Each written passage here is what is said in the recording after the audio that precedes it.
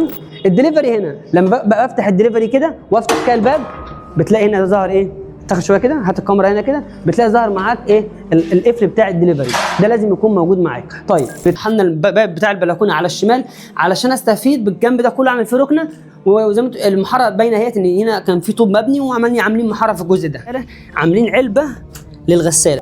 الغطيان دي كلها بتاعت الفتحات اللي هي موجوده في الباب المصفح، احيانا في ناس ما بتركبهاش، ممكن ينسى غطا يقع منه وهو الباب جاي. ما تقبلش ابدا الباب من غير الفتحات دي. ليه؟ عشان لما بنحط فوم ورا ومونه ممكن تبقى تظهر من هنا وتعمل مشاكل بعد كده في الباب. عملنا العلب الواطيه دي كلها برايز وخدمات، وعملنا العالي ده كله اباليك. في تركيب الباب لما تيجي تقفل الباب تيجي تستلم الباب بلمسه، بس بلمسه. يفضل كابينه الشاور لما تيجي تعمل كابينه شاور مشي الماسوره قبل السيراميك. في تاسيس الشيشات يفضل انك تعمل 3 علب و3 علب. طبعا اتكلمنا فيها قصه كبيره قوي ليه بنعمل 3 علب فوق و3 علب تحت، عشان خاطر الخدمات لو جت تحت، الخدمات لو جت فوق، وكل علبه من دول لها وظيفه. بتشطب شقه وطبعا الصناعيه معاهم المفتاح، اوعى تسيب لهم المفاتيح دي كلها او تسيب لهم المفتاح العمومي ده، العمومي بتاع ايه؟ بتاع الباب السيراميك، عشان زي ما انتم شايفين كده بيكون مطبق معاه قافل جدا على السيراميك ومفيش اي تعقيب عليه، ولسه بنديله بعد كده بقى ايه معجون وبنقفل كل الكلام ده. تقرب من بعضها كل ما العزم بتاع الجبسون بورد بيكون ايه متين. تمام. السلام عليكم ورحمه الله وبركاته، معاكم مهندس ابراهيم من شركه المعمار الذهبي. شغالين في الجبسون بورد حمامات ومطابخ، وعملنا الباب المصفح. انا عندي كم ملحوظه على الباب المصفح عاوز اوريها لكم عشان تاخدوا بالكم منها لو انت بتركب باب مصفح يعني. تعالى معايا كده. اول حاجه بص تركيبه الباب، ارجع ورا شويه.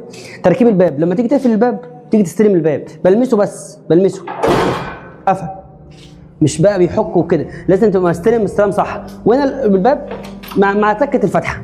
ايه بقى الملاحظه اللي انا عاوز اقول عليها؟ حاجات مهمه خد بالك منها. رقم 1، اول حاجه الغطيان دي كلها بتاعت الفتحات اللي هي موجوده في الباب المصفح، احيانا في ناس ما بتركبهاش، ممكن ينسى غطا يقع منه وهو الباب جاي. ما تقبلش ابدا الباب من غير الفتحات دي. ليه؟ عشان لما بنحط فوم ورا ومونه ممكن تبقى تظهر من هنا وتعمل مشاكل بعد كده في الباب. زائد الغطا بتاع المفتاح اللي هو الجانبي من المفاتيح الجانبيه لازم برضو يكون راكب. هو الغطا ده لو مش راكب هيفتح لوحده عادي ويقفل برضو عادي، بس هيبقى فيه مشكله بعد كده. تمام. دي حاجه. الحاجه الثانيه عندي هنا في القفل بتاع الدليفري لازم برضو اتاكد ان هو راكب. ده طبعا مش هيبان معايا الا لما اركب الباب. تعالى من جوه انا اوريك القفل ده بيشتغل ازاي. تعالى من جوه. طبعا كل قفل من بره مفيش مشكله فيها. طيب لما اجي اقفل من جوه الباب قفل لوحده، انا ما قفلتوش بايدي يعني. بص كده الباب انا بس وديته كده بالراحه خالص وسايبه قفل. تمام. الدليفري هنا لما بقى افتح الدليفري كده وافتح كده الباب بتلاقي هنا ظهر ايه، تاخد شويه كده، هات الكاميرا هنا كده، بتلاقي ظهر معاك ايه القفل بتاع الدليفري ده لازم يكون موجود معاك. طيب انا عاوز انبه على ايه تاني برضو. تعالى هنا كده، لازم قبل ما الباب يتحط فوم حواليه ويتقفل بالمونه لازم تتاكد ان كل جنب فيه 3 مسامير، مسمار تحت ومسمار في النص ومسمار فوق. ال3 مسامير دول كلهم متركبين طبعا داخل الحيطه. الباب لوحده من غير فوم ومن غير مونه متين، ما تعرفش تحركه اصلا من مكانه. لما الثانيه كذلك في عندي 3 مفاتيح، 3 مسامير طبعا 20 سم، مسامير متينه. اخر ملحوظه بقى في الباب، تعالى معايا كده خارجيا برضه اتاكد ان العدسه ان هي شغاله. تمام. اهم حاجه عندي لو انت بتشطب شقه وطبعا الصناعيه معاهم المفتاح، اوعى تسيب لهم المفاتيح دي كلها او تسيب لهم المفتاح العمومي ده، العمومي بتاع ايه؟ بتاع الباب.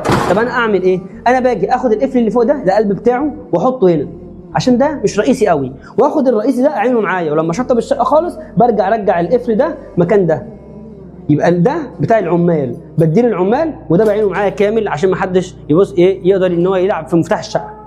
برضو تعال معايا بصه سريعه كده. شغالين هنا في الجبسون بورد.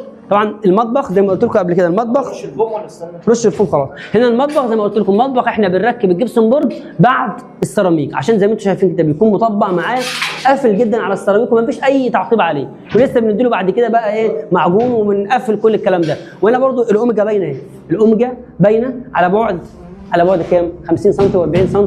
ده غير ان في حاجات اصلا لو السي نفسها ظاهره على بعد بسيط، والمسافات دي كلها موضحه برضه. الاوميجا والسي على المسافات بتاعتهم لازم تكون قريبه، لان كل ما تقرب من بعضها كل ما العزم بتاع الجبسون بورد بيكون ايه متين.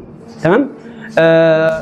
ناقص بس الحمامين التانيين لسه هيتعملوا برضه، هيتعملوا جبسون بورد، بس هنا المطبخ معمول احمر عشان يبقى مقاوم للحراره، والحمامات هتتعمل اخضر شغالين فيها ان شاء الله. ده مدخل الشقه. تمام. اول ما دخلنا على طول احنا هنتكلم اول حاجه عن الكهرباء وبعد كده نتكلم عن السباكه. لما دخلنا على طول اول ما دخلنا اللوحه طبعا على اليمين، تمام. في برضو حاجه شائعه، اغلب المهندسين بيحط لوحه الخدمات او لوحه الاتصالات جنب اللوحه الرئيسيه، وده طبعا مش مستحب. هو الافضل ان انت تحط لوحه الخدمات في افضل مكان في وسط الشقه. هي لوحه الخدمات وظيفتها ايه؟ وظيفتها ان فيها الراوتر اللي هو بيوزع للشقه بالكامل، فافضل مكان ليها ان هي تبقى في وسط الشقه. يعني تعالى معايا كده، احنا هنا حاطين لوحه الخدمات فين؟ حاطين لوحه الخدمات في الطرقه وعلى مستوى عالي، يبقى الراوتر موجود في وسط الشقه بيخدم على الشقه كلها ومستوى عالي عشان الاطفال. يعني برضو في بعض المهندسين بيحطها في منسوب واطي، يا اما بيحطها جنب الشقه، وده طبعا مش يستحب. نتكلم بس على الريسبشن كده. ده معانا اول ما دخلنا هنا الريسبشن. هنا الريسبشن طبعا عملنا العلب الواطيه دي كلها برايز وخدمات، وعملنا العالي ده كله اباليك. هنا الشاشه بتاعتنا هنا على الشمال. الشاشه هنا طبعا في تاسيس الشاشات يفضل انك تعمل 3 علب و3 علب. طبعا اتكلمنا فيها قصه كبيره قوي ليه بنعمل 3 علب فوق و3 علب تحت، عشان خاطر الخدمات لو جت تحت، الخدمات لو جت فوق، وكل علبه من دول لها وظيفه. في علبه خاصه بالدش والنت، وعلبه خاصه بالبرايز الخدمات، عشان طبعا ما ينفعش احط طبعا الدش مع النت يبقى في شوشره وكلام من ده. هنا طبعا العالي ده كله برايز على العالي، عشان في هنا قاعده ركنه كبيره فعاملين كلها البرايز على العالي. طبعا التكييف مكانه طبعا. وهنا برضو في برايز على العالي عشان في هنا سفره، الجزء ده فيه سفره. ان شاء الله نرفع صوره للتصميم معانا واحنا شغالين، يعني ان شاء الله هحاول ارفع لكم الصوره للتصميم الموقع ده بحيث انك تبقى متخيل معايا الوضع. احنا طبعا انتهينا من الجبسون بورد بالكامل، ولكن لسه طبعا جبسون بورد هنبدا نفتح فيه ونشتغل فيه مع بدايه المرحله الثانيه في الكهرباء. في برضو تعديل معماري بسيط عملناه هنا. كانت في الشقه اول ما دخلنا الشقه كان موجود عندي هنا المدخل بتاع الشقه في الوسط، هنا المدخل بتاع البلكونه. طبعا رحلنا على الشمال عشان رحلنا الباب بتاع البلكونه على الشمال علشان استفيد بالجنب ده كله، اعمل فيه ركنه. وزي ما المحاره باينه اهيت ان هنا كان في طوب مبني عاملين محاره في الجزء ده. برضو في تعديل تاني عملناه، المطبخ برضو. المطبخ هنا الفتحه بتاعه المطبخ كانت اقصى الشمال، احنا عملنا كسرنا وجبنا الفتحه في وسط المطبخ، بحيث ان انا لما ادخل من الباب دي هتبقى معبره كلها، تمام. لما ادخل منها يبقى عندي جزئين وحدات خاصه بالمطبخ، يبقى انا استغليت الجزئين وحدات خاصه بالمطبخ. هنا غرفه عندي، غرفه الاولانيه هنا غرفه البنات، وهنا عندي غرفه ثانيه غرفه الماستر. طبعا غرفه الماستر كبيره ما شاء الله. طبعا عاملين الخدمات بتاعت السرير على الجنبين. طبعا في التصميم في ليد بروفايل جنب السرير، فمطلعين له الكهرباء بتاعته، الخراطيم بتاعته. وهنا برضو الشاشه بتاعت غرفه النوم، برضو ال3 علب فوق وال3 علب تحت. مهم جدا ال3 علب فوق وال3 علب تحت. برضو في غرفه الاولاد، هنا غرفه الاولاد برضو عباره عن سريرين، وهنا برضو الشاشه في الوش. الشاشه برضو هنا برضو معمول حساب 3 علب فوق و3 علب تحت، نفس السيستم 3 علب فوق و3 علب تحت. نبص بقى ببصه سريعه كده على السباكه. هنا في الوش على طول معايا هنا حوض، والسخان طبعا على المنور. هنا حوض في الوش عند الشباك، تمام. هنا برضو في فكره في الغساله، عاملين علبه للغساله. العلبه دي يعني المفتاح مش معايا بتاعها. العلبه دي بحط فيها الجلبه بسن بتاعه الغساله، بحيث ان هي اصلا في بعض الشغل بتبقى خارجه لبره، فلما تيجي تحط الغساله بتلاقي الغساله خرجت لبره سنتي 2 سنتي. فاحنا لما بنعمل العلبه دي بنحط فيها الجلبه بسن بتاعه بتاعه الغساله، بحيث ان هي ما تنطرش لبره معايا. طبعا العلب دي كلها خدمات للغساله والديب فريزر والثلاجه والكلام ده كله.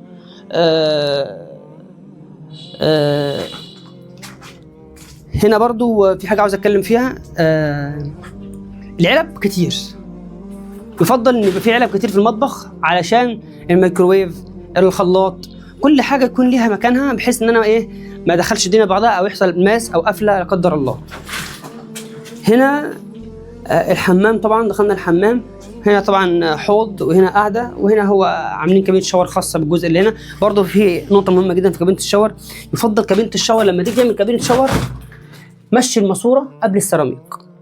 اغلب الشاور او الحاجات اللي بتيجي بعد السيراميك بتتحط فوق السيراميك بتبوظ بسرعه. فاحنا لما بنطلع الماسوره البولي تحت السيراميك بجيب بس الطاسه والدش اللي هجيبه لفوق، مش هيتبهدل خالص ولا يهتلك معايا.